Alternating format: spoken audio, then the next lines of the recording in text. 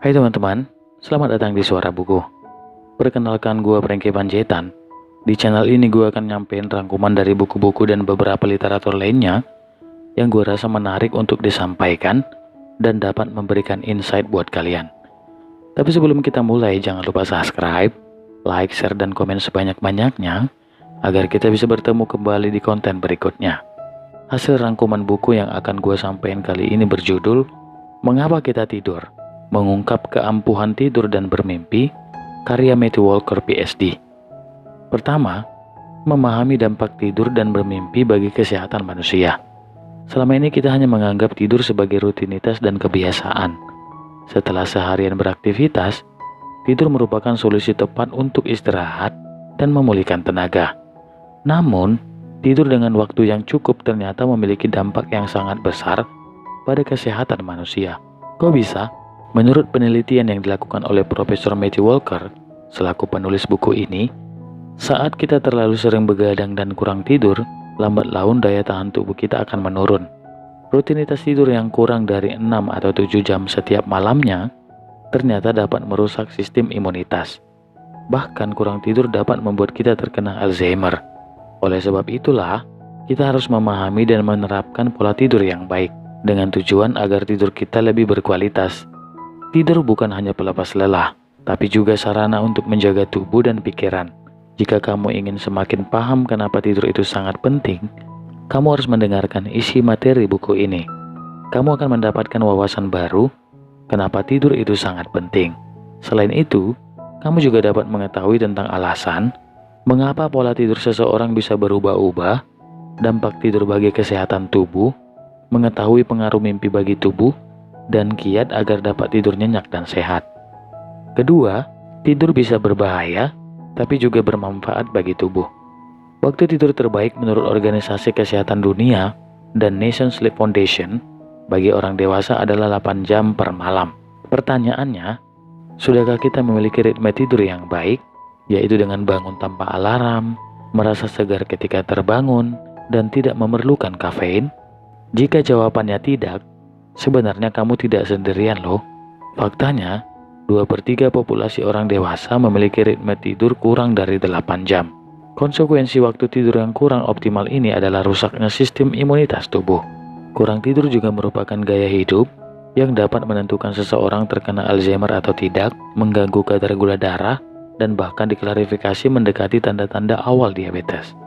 Waktu tidur yang pendek dapat meningkatkan kemungkinan kita terkena penyakit kardiovaskular, stroke, dan gagal jantung.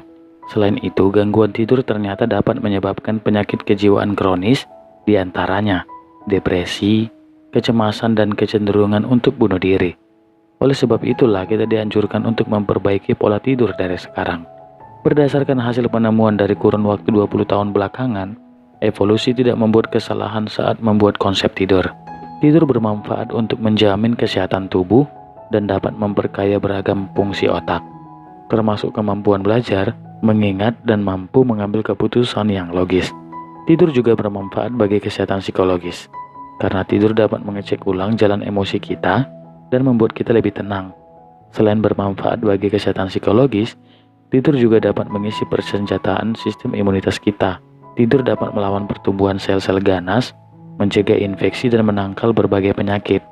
Waktu tidur yang cukup dapat menjaga kebugaran sistem kardiovaskular, menurunkan tekanan darah, dan menjaga kesehatan jantung.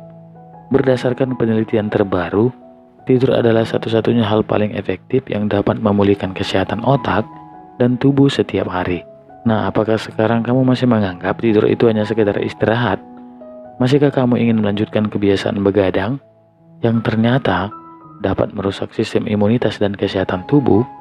Berhentilah menyepelekan waktu tidurmu, karena dengan waktu tidur yang cukup dapat membuatmu lebih sehat dan bugar. Ketiga, mengatur pola tidur sesuai ritme. Bagaimana tubuh tahu waktu terbaik untuk tidur? Mengapa kamu butuh kafein untuk melawan rasa ngantuk? Mengapa kamu mengalami jet lag? Lalu, bagaimana kamu tahu bahwa kamu sudah cukup tidur? Untuk menjawab pertanyaan-pertanyaan tersebut, kita harus memahami 2 faktor utama yang mempengaruhi dorongan tidur.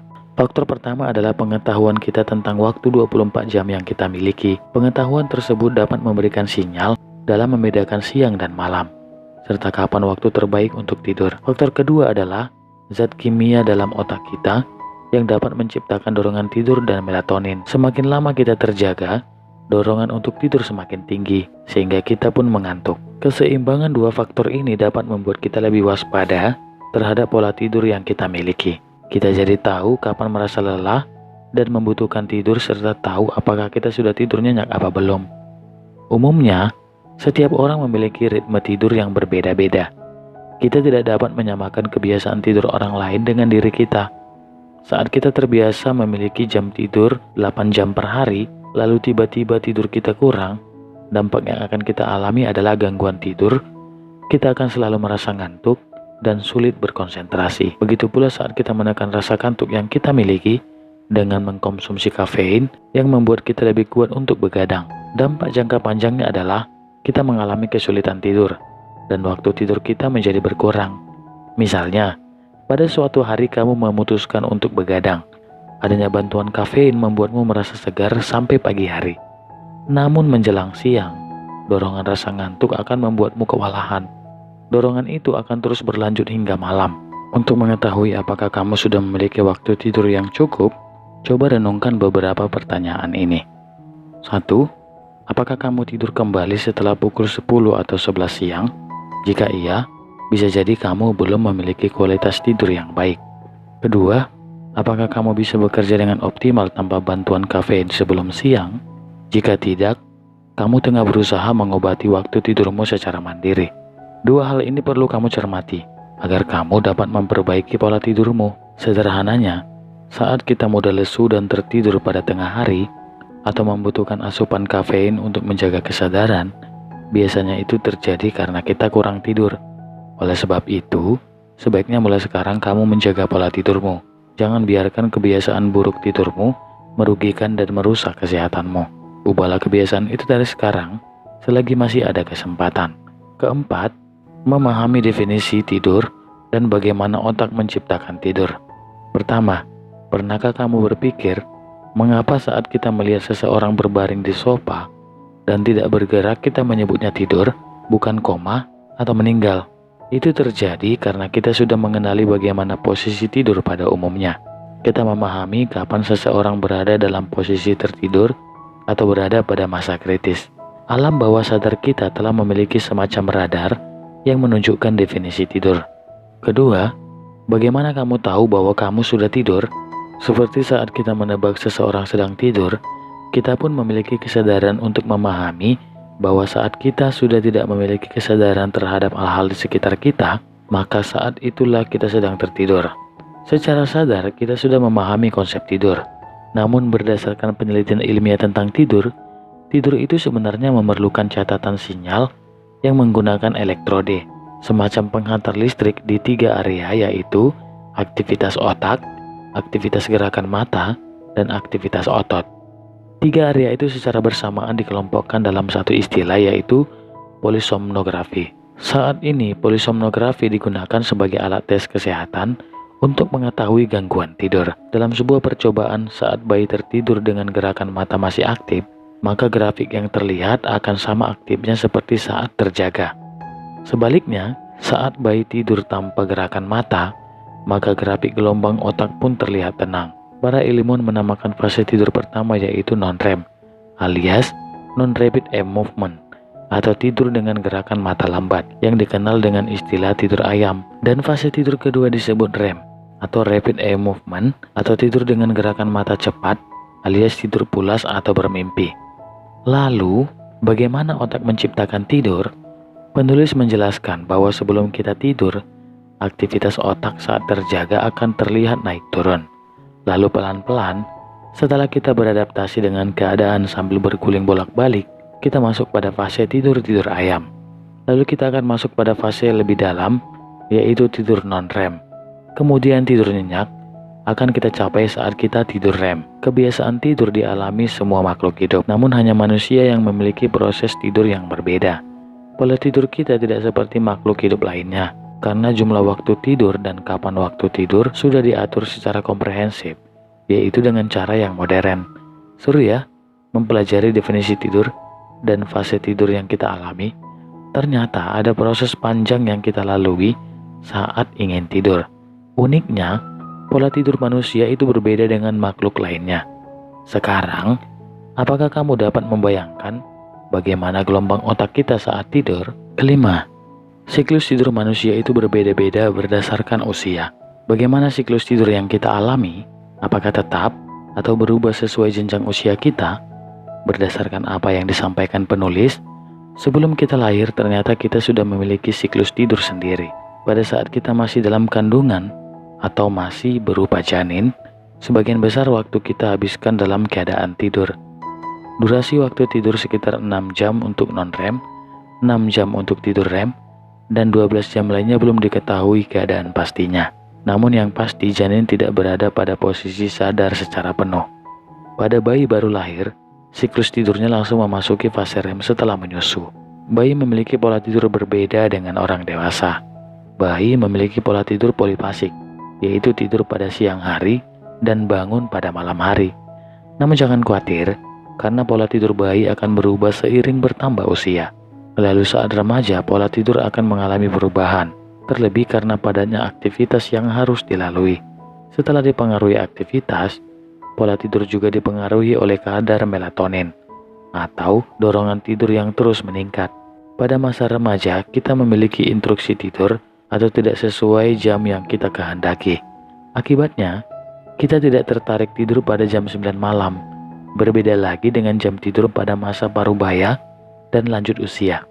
Pola tidur pada masa ini lebih kompleks, apalagi sudah terpengaruh oleh efek pengobatan, sehingga siklus tidur menjadi lebih sedikit. Padahal kita sama-sama membutuhkan tidur yang cukup untuk menjaga imunitas dan kesehatan. Ternyata pola tidur bisa berubah ya, baik bayi, anak-anak, remaja maupun orang dewasa sama-sama memerlukan waktu tidur yang cukup. Kebiasaan begadang bagi remaja dapat memicu awal mula terjadinya skizofrenia. Begitu pula bagi orang tua, pola tidur yang tidak baik dapat memicu gangguan kesehatan. Nah, bagaimana dengan pola tidurmu saat ini? Keenam, mengapa sih kita harus tidur? Apakah kamu percaya kalau tidur dapat menjadi obat paling ampuh untuk menjaga kesehatan tubuh? Lebih dari 17.000 laporan ilmiah sudah membahas keampuhan tidur. Namun kita masih sering salah paham, akibatnya kurang edukasi yang kita peroleh. Kita menjadi tidak tahu bahwa tidur dapat menjadi obat yang ampuh. Tidur adalah pemeliharaan utama dalam kehidupan. Penulis memaparkan bahwa tidur dapat memulihkan otak. Sebaliknya, jika kurang tidur, maka dampaknya bisa merusak fungsi otak. Bahkan, tidur memiliki manfaat dalam memulihkan kapasitas otak untuk belajar. Tidur setelah belajar ternyata meningkatkan kemampuan mengingat dan menghindari lupa. Penulis juga memaparkan bahwa bagi seorang atlet, tidur setelah tampil dalam pertandingan dapat mempercepat pemulihan fisik dari peradangan di tubuh. Misalnya, memperbaiki otot dan membantu mengisi energi dalam bentuk glukosa serta glikogen. Tidur juga ternyata memiliki kemampuan meningkatkan kreativitas seseorang.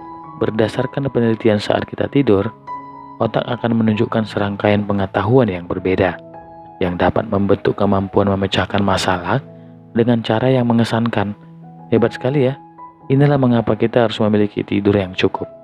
Banyak sekali manfaat yang kita dapatkan saat memiliki pola tidur yang pas. Sebaliknya, jika kita kurang tidur, dampaknya juga sangat membahayakan. Ketujuh, bahaya kurang tidur bagi otak dan kesehatan. Tadi sudah dibahas kekuatan tidur. Kali ini akan dibahas betapa berbahayanya kurang tidur. Berdasarkan berbagai penelitian, kurang tidur dapat merusak konsentrasi kita. Kurang tidur juga dapat merusak emosi yang kita miliki. Dalam penelitian lainnya disebutkan bahwa kurang tidur dapat membuat kita lebih mudah lelah dan pelupa. Bahaya paling mengerikan saat kita kekurangan tidur adalah adanya potensi terkena penyakit Alzheimer. Dr. Alois Alzheimer sudah mengidentifikasi hubungan masalah tidur dengan penyakit Alzheimer. Pada kasus lain, kurangnya tidur dapat memicu penyakit kanker dan membuat usia hidup menjadi lebih singkat. Di sini penulis menjelaskan, setiap sistem jaringan dan organ utama dalam tubuh akan menderita apabila kita memiliki waktu tidur yang singkat. Masalah-masalah lain yang ditimbulkan akibat kurang tidur adalah menaikkan berat badan, obesitas, mengalami diabetes, dan menurunkan imunitas. Sekarang, apakah kamu masih ingin begadang dan kekurangan tidur? Dampak kebiasaan begadang awalnya tidak terasa. Namun lambat laun, tubuh kita akan menyadari dan mulai mengalami penurunan fungsi, mulai dari mudah lelah dan pelupa. Kedelapan, apakah mimpi itu hanya bunga tidur atau punya fungsi lain? Kita sering menyebut mimpi sebagai bunga tidur. Mimpi seseorang hanya hiburan yang tidak memiliki arti penting. Namun menurut penelitian dan pembahasan dalam buku ini, mimpi mempunyai manfaat yang cukup besar bagi kita. Fungsi pertama, mimpi ternyata dapat menjadi penenang bagi kesehatan emosi dan mental. Penulis memaparkan, bermimpi saat tidur REM dapat mengeluarkan sangat menyakitkan dari perasaan emosional traumatis yang kita alami pada siang hari.